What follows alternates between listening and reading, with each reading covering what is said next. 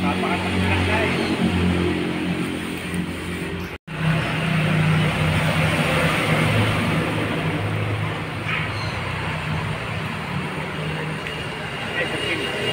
So ayun mga kapubi, yung pinakamabakong part din ng bitukan ng baboy. Kaya may bulayan, sinabon ko po yan ng Ariel. Tapos binabanlawan ko. Dapat yan 10 beses babanlawan. Tapos ngayon, patuyuin uli natin. Dapat naka-strainer para dire-diretso yung running water. Lalagyan ko pa po uli siya ng Ariel powder. Tapos after nun yan ay ayan, masus natin at kusut-kusutin para tayo naglalaba. Tapos nyan, tsaka ko pa lang po siya lalagyan ng tawas. Tapos ng tawas, apog. Tapos nun ay suka. Yan. Ito ginamit ko powder. Yung nakaraan liquid dishwashing. Parang mas maganda yung powder kaysa sa dishwashing. Pero pares naman na sabon. Yun lang, kailangan ito ay banlawan natin ng banlawan. Kasi nga, yung bango ng powder detergent ay didikit sa ating laman loob.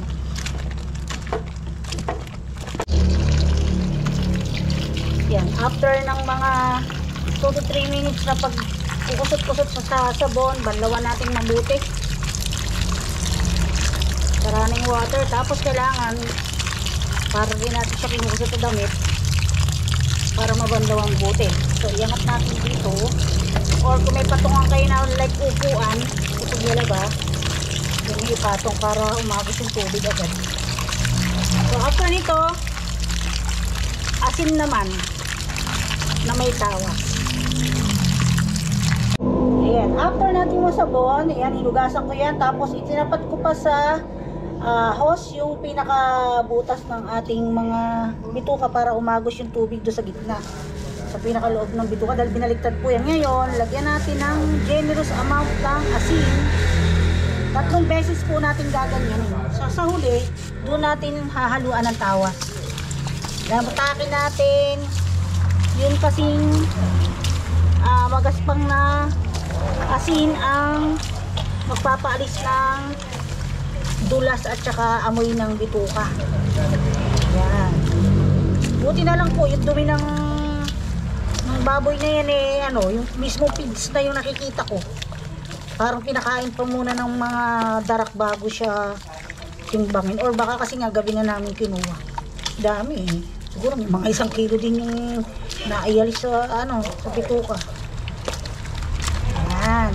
So 3 ganyan po yung gagawin ko. Pinakikita ko lang po sa inyo kung paano.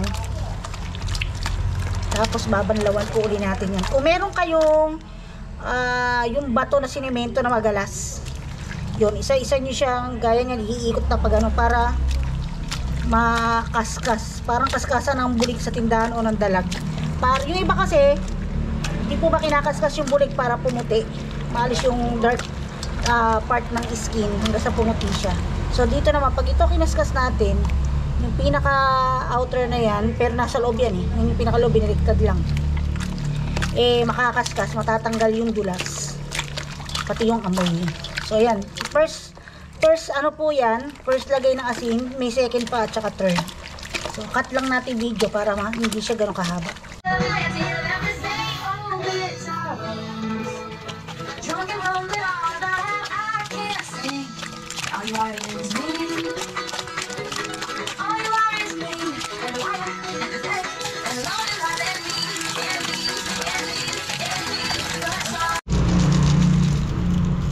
Ito po mga kapudi ay tawas.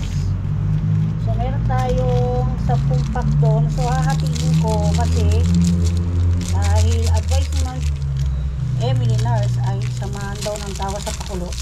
So sa lip na lalamasin lang natin, sasamahan na rin natin ang tawas sa pakulo. So paglagay ng tawas, yan, lang sa kamay ng tawas. Tapos uli tayo.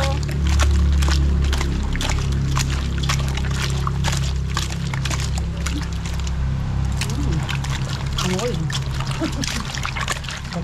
Lumalabas yung puti handaan lang po tayo kasi baka tumatik sa mata natin. Masakit yan. Matdi sa mata. Parang namuti pa yung ano niya, bituka. So, after nyan ay banlawan po natin. Katapos natin ay banlawan natin mabuti. Ngayon, ibababad naman natin sa suka. Tapos papakuluan natin ng may saus. So, yun po yung aking paraan para mawala yung amoy at baho ng bituka ng baboy na part na mabaho. So, ito siguro yung large intestine. Kita naman natin na malaki. So, parang tokong niya, yung balong-balungan. Ayan, napatulong po kay Doktora maghimay ng mga dahon ng sili. Masarap po kasi sa Batchoy Tagalog yung may mga dahon ng sili. Yan. Hello ka sa mga kapudi. Good morning po. Yan. Hindi pala napataas. Hindi ko nakatay mukha. At ayan, sinasalang na natin yung ating bituka. Pumuti, di po ba? So, lagyan na natin ng tawas. Tapos, babanlawan na lang natin mabuti yan mamaya. Bago hiwain. Tawas sa asin. Kasi, inuna ko muna yan bagay sarsa kasi kailangan siya mapalambutan para mamaya hihiwain maliliit para ihigsa naman natin pang batchoy. Lagyan natin ng konting asin, konti lang kasi iugasan din naman natin yan. Wawala din yung asin, sayang lang. Ayan. Gamit yung to, ikikit ko lang siya para pumailalim yung tawas.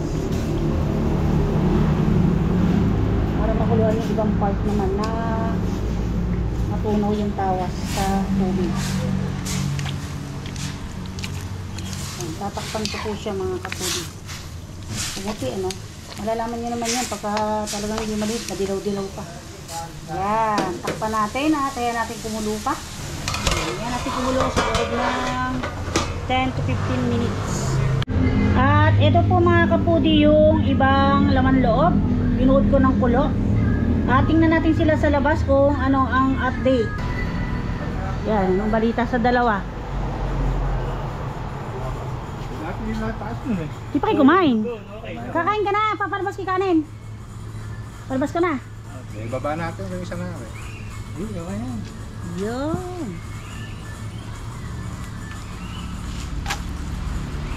Kakasya ba yung uling? Eh, mayroon. Okay. Dito tayo para maiba naman yung forma ng ating video. Ayan, ang ganda ng baboy. Laki ha.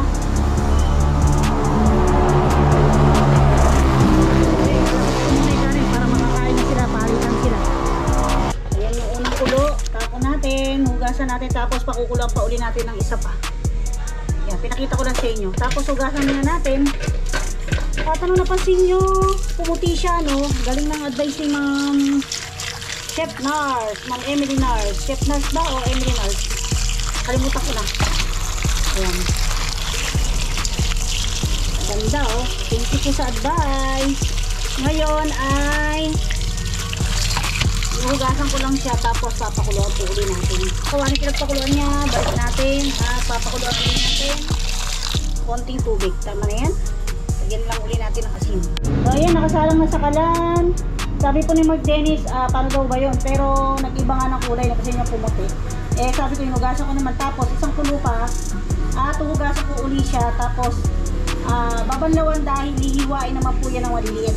Yan. So takpan uli natin, hayan natin kumulo uli ng another 10 minutes. So ito na po yung pang batchoy natin. Tinutulungan po tayo ni Mark Dennis mag-slice. At si Doktora po kanina ang nag-ihaw pala ng ating atay, hindi ko lang na-i-video. So ito na yung ating sarsa. So ayan, matatapos na, isasalin ko na at ready na ako sa batchoy. At social pa yung ating miso mga kapudi. From Taiwan.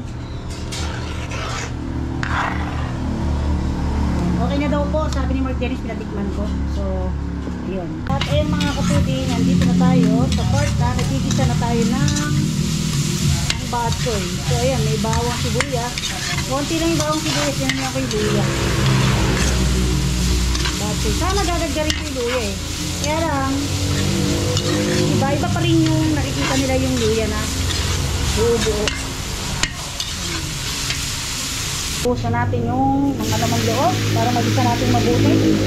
Okay, medyo nag-brown na yung mga bawang. At ayan, maraming salamat po, Emily Nars. guys. Ayan. Kasi effective yung ginawa niya o yung kinomment niya na papakuloan din sa tawas. Bukod po din sa inano ko yung tawas, nilamutak din sa laman loob ay pinakulo. Pumuti po yung ano niya, yung bituka. At walang amoy. Amoy karne. Ayan muna natin masangkot siya. Lalagyan ko lang yan ng konting asin. Kasi lalagyan ko siya ng beef cube. Yan, para masarap, malasa.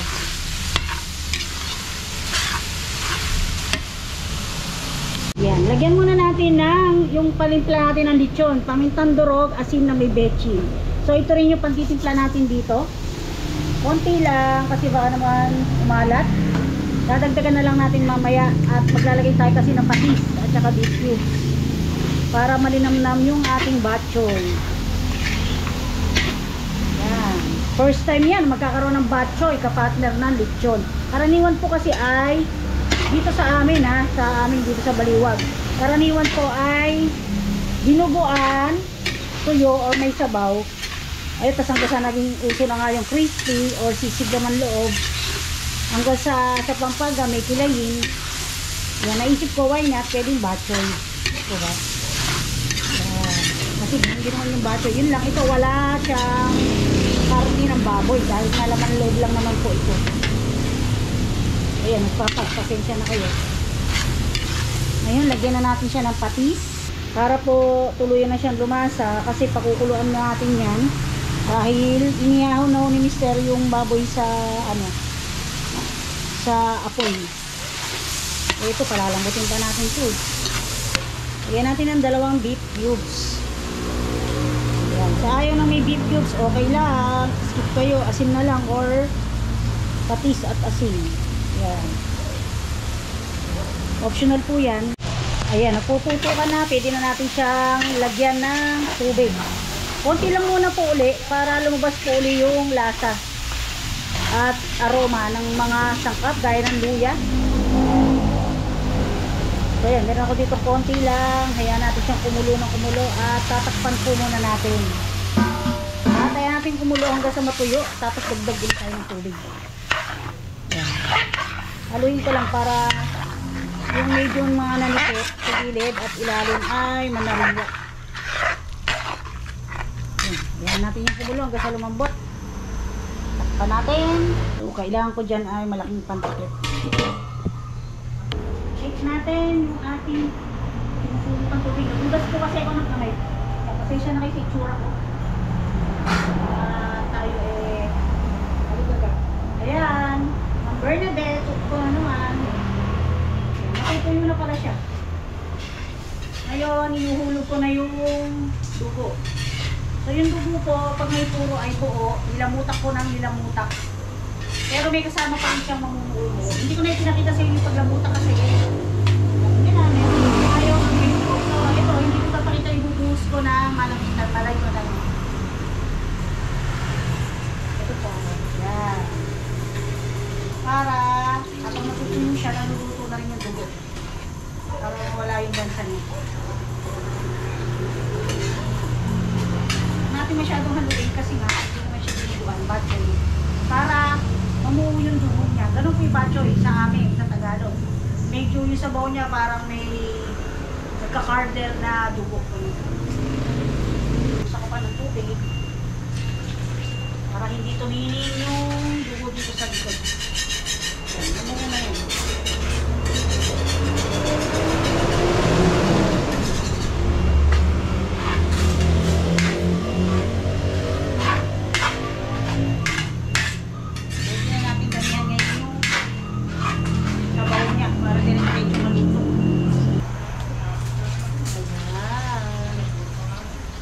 Okay lang na marami kasi patutuyuin naman natin yan at palalambutin.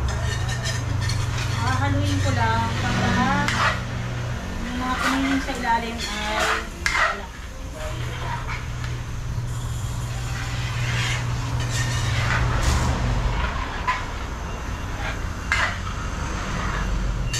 Kaya natin siyang kumulo ng kumulo sa loob ng 20 minutes. Dagdag ulit tayo ng tubig. Ayan. hinihintay ko na lang pong lumambot yung batchoy. Ayan, kumonti na naman yung tubig. Mag-a-add pa ako dyan kasi aalat pagka konti lang. Tapos maglalagay ako dyan ng miswa at toasted garlic pagka isi-serve na po sa kanila. Dito tayo sa lechon.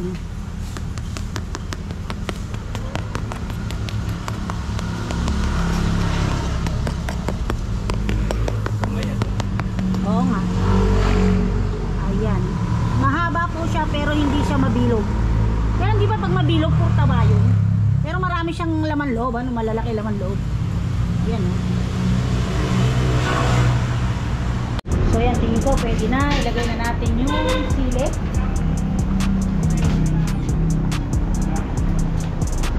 Sili yung panigang.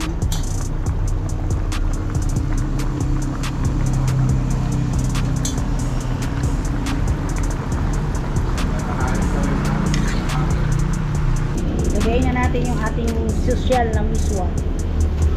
Sosyal. Sosyal, eh. Ang tali. Oh, nakatali pa pala ng papel. Tayo, mister. Isa. Parang spaghetti lang, ah. Huwag natin nga haluin kasi maduduro. Siguro okay ni dalawa. Kasi sisip-sipin lang sa niya, sayang. Matatlo.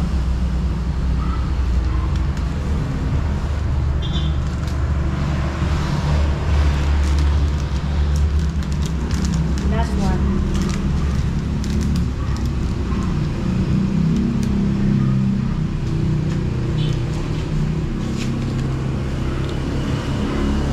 Halo tayo para di magdikit-dikit. Ang miswa makakapal, ha? Hindi yung gaya ng miswa nung ano sa atin, ninipis. So ganyan po yung batchoy Tagalog sa amin. Pero yung iba ang nilalagay ay sotanghon. So ayan, pwede na yan. Ngayon lalagay ko na yung dahon ng sili pag lumambot na yung sotanghon. Ay, sorry, miso. Carried away na naman tayo. Tatakpan ko lang saglit para maluto yung miswa at saka yung ating siling panigang. So, yan. Pwede na yan. Uy, ayan, oh.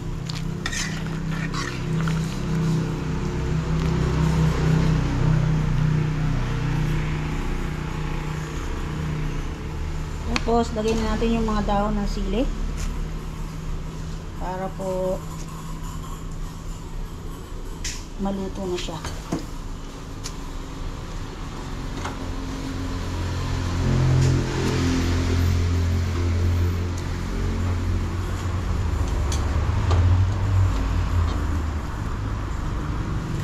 At may pampasarap ako dito, chicharon. Konti lang para umalo na sa sabaw. Tapos mamaya itatappings ko sa ano, natutunugan na rin ito ba? Itatappings natin sa food tray. Pag nasa food tray na to, ayun, may chicharon. Kasi wala siyang karne ng baboy. So naisip, pero may nakapraso. Pinaghiwaan ng bandang buntot. Bandang tutuhugan ng ano. So, para may ano siya. Ayan, at ready na natin siyang ilagay sa tab, mga kapuli. Ayan, ang ating batchoy. Toppings natin ng chicharon. Ayan, chicharon. Okay, tapos bawang. Set natin dito para mabango. Ayan, laking baboy.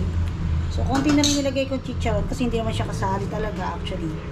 Tapos itong toasted garlic para mabango. Center na lang natin, tapos saluhin na lang nila. Ayan, dami, ha? Diba? Kaya hindi ko siya gaano dinamihan sa pagigisa. Yan ang makapagpapasarap sa ating batchoy, mga kapudi. So, yan, tara na, kain na. Deliver na pala tayo, hindi kain na. So, ayan mga kapudi, ito na yung ating lechon. Inalawit na lang dito kasi nga, mahirap daw ikabit yun pagka binabaklas. So, ito na lang part na to. So, ayan, magdi-deliver na ako. At naglagay pa ako ng extra bawang kasi naglagay ako ng sabaw sa kasirola. Ayun. Para hindi siya mag-leak. Kasi ngayon pa lang ako magpapa-order ng lechon na may batchoy, kaya sayang kasi sabaw. So yun, lalarga na tayo. Ayan, break na tayo. Galing na ako palabas. Umilingon ako dun kasi baka mabunggo yung likuran. Magagasgasan yung ating bisikleta. Ayan. Malapit lang naman po ito sa bungad lang ng Mangga Candaba.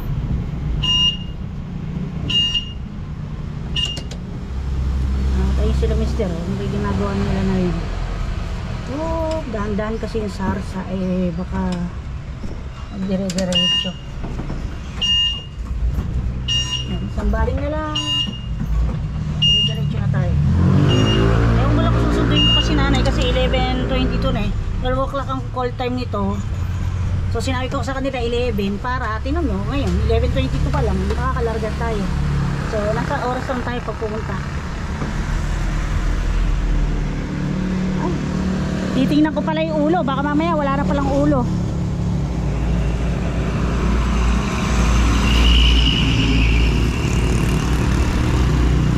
Parang may balabalahin ko pa. Maliit. Di ba sinasalag yun? Ha? Talagang ganun yun? Oo nga, kasi binalatan na to eh. Nabalatan na. Nabalatan na ngayon meron pa rin natitirang konti-konti lang naman. Kasi natatanaw ko lang naman. So ayan, magdi-deliver muna tayo.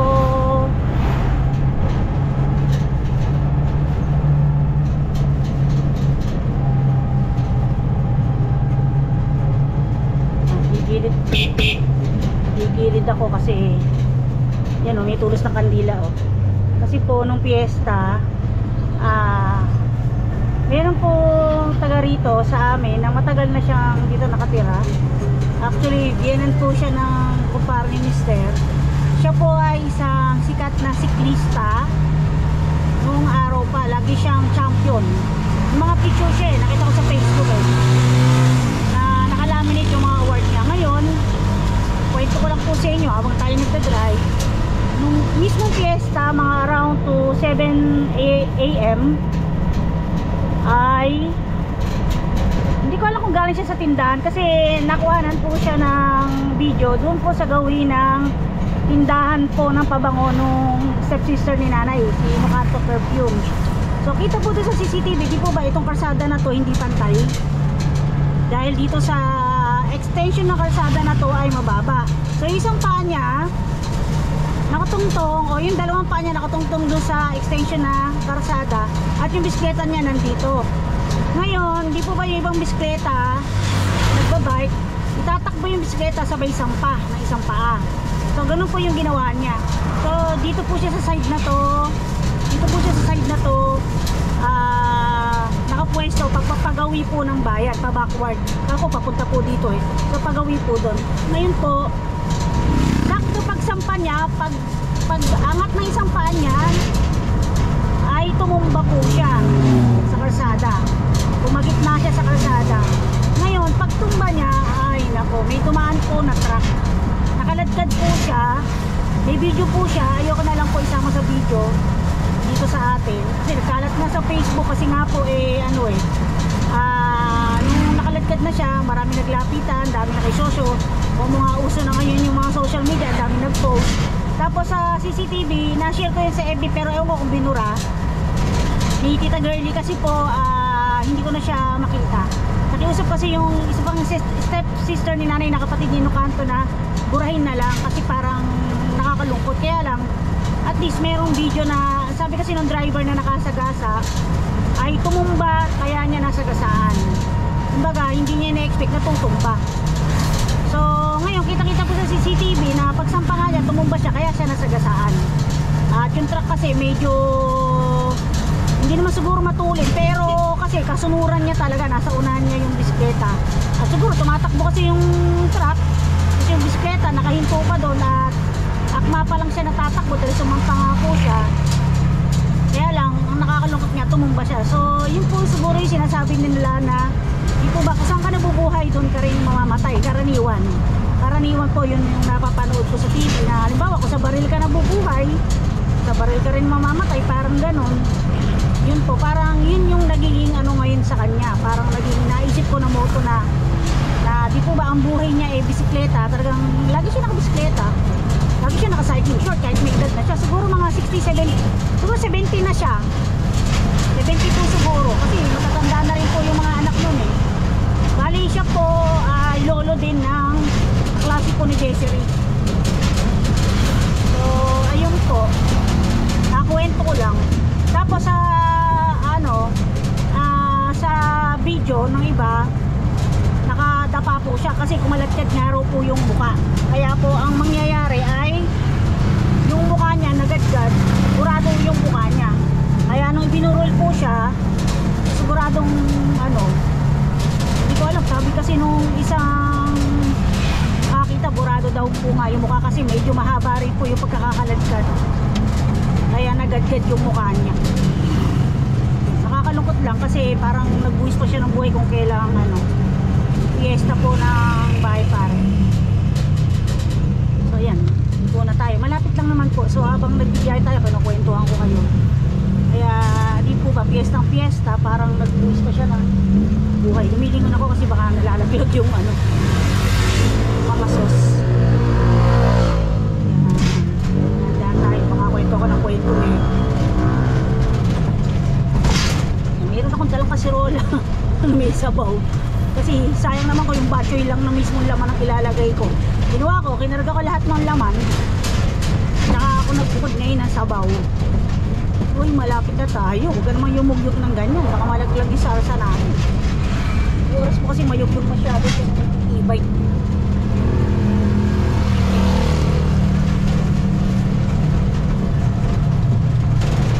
Alam ko may tracking po yun eh. Hindi na nga ako nag-shower eh.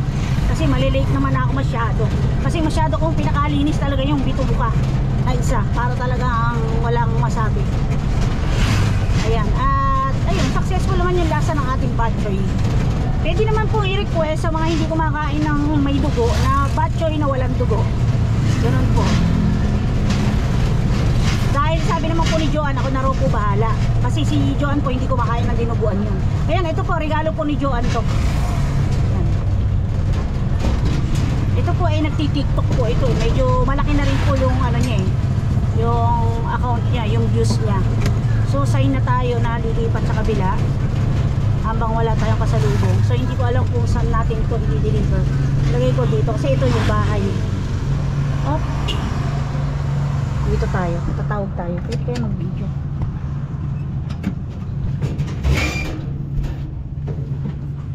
Tao po.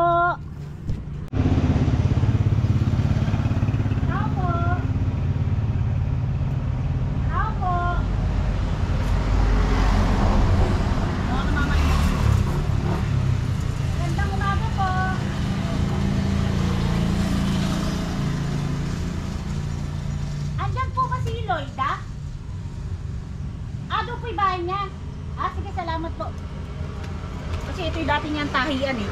Tatahin po siya. So hindi ko na muna papatayin to. Ibaba lang muna natin. Gusto nang dumiretso kanina. Gusto pa naman dumiretso kanina doon. Kaya lang baka ako dito. Kasi may tracking siya. May driver siya. Alam niyo po ba yan? Yung didilibira na yan. Yung napakaganda yan. Nung kadalagahan niya. Talagang sila kuya crush yun. Tapos madalas ko siya nakakaangkas sa sakayan ng tricycle ng Candaba, Pampanga sa Mangga kasi sa Manila siya nag-aaral sa UP yata. Tapos by pare ako sumasakay pag lunch time nung first year yata ako, second year. Kasi ang vacant ko is 3 hours, so uwi akong bahay para doon kumain. Tapos nakakaangkas ko siya. So ayun, ito na yung event. Ayan, may event pala.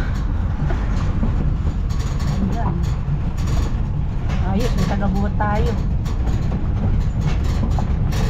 Dito na lang tayo. Oh, may music. Kuya, andyan po si Lloyda? Si Ate Lloyda po? Pa-delivery po ng lechon? Ha? Sa kabila pa po? Ano po ba yan? Sa BIR po ba yan? Hindi, yung ano po, yung okasyon po. Yung okasyon. Ay, hindi, sabihin po, kasi po may nagpe-deliver po ng lechon eh. Baka po dyan po. Dyan po. Ay, ito po. Sino po kaya pwede magbuhat? Ayan. Ito, meron din silang mga venue na ano. Ito yung kauna-unahan na venue dito sa Mangga Candaba na ano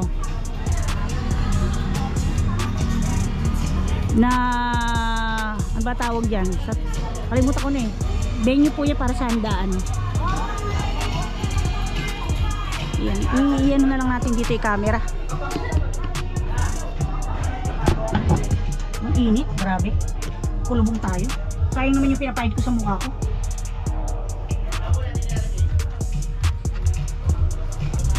Bigay ko muna yung sarsa. So, iganyan natin para makita nyo magbubuhat. Pagkatutumba.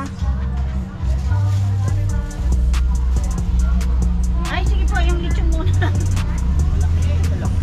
Pwede po na, ano po, yung isa doon, tapos akin pa.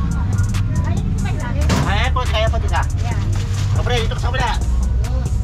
Tapos kuya, pwede po ba pagkarin yung sabaw sa kanila? Kasi butter po yung kapatid. Wait na po, ano? Kinailis po yan. Alam ko na, batches po yan.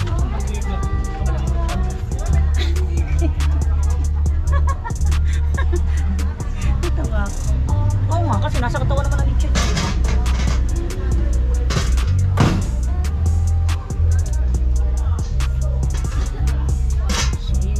Konti lang yung ginawa kong sabaw ng ano, badyo.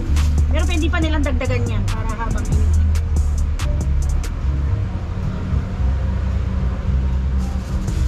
Sana bumalik sila.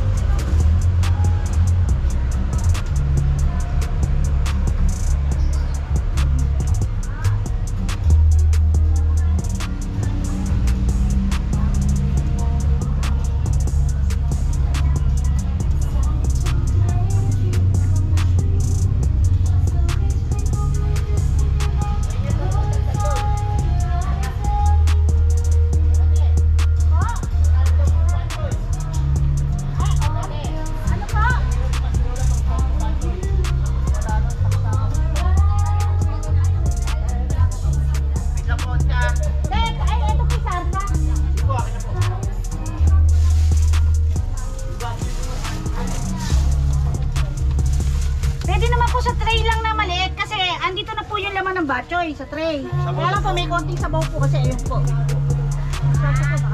Thank you. Successful tayo. Ayan, dito naman ngayon yung ating camera. Ayan, nagpa-extra pa akong bawang para dito sa may sabaw. Konti lang naman.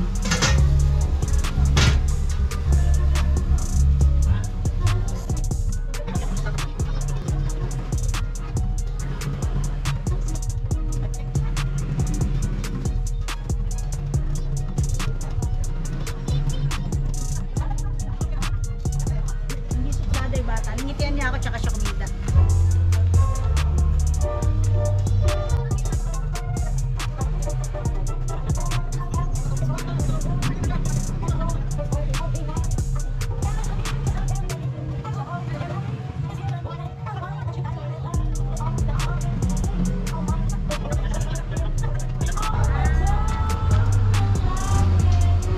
Ayan, uwi na tayo.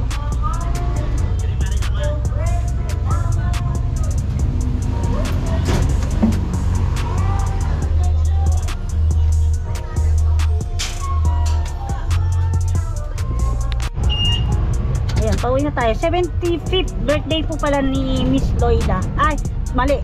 75th birthday po ng father ni Miss Loida. Ayan. Si Miss Loida po ahid lang sa akin ng ilang taon. Ang kapats ko, yung kapatid niya, si Ludi De Leon. Taga-bahay pari po talaga sila. Pero parang hindi ko alam kung nabili nila to or property talaga nila or taga rito yung napangasawa niya. So ayun, hindi ko po alam kasi alam niyo na, mahirap magmarites. Pero nakikita ko yung asawa din po niya kasi dito nga po kami natira ni Mr. nung araw sa Mangga.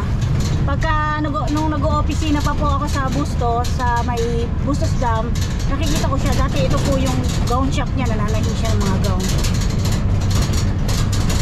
So ayan, pauwi na tayo mga kapudi. Ayan, maraming salamat po sa sumusuporta, patuloy na sumusuporta at nanonood ng aking video.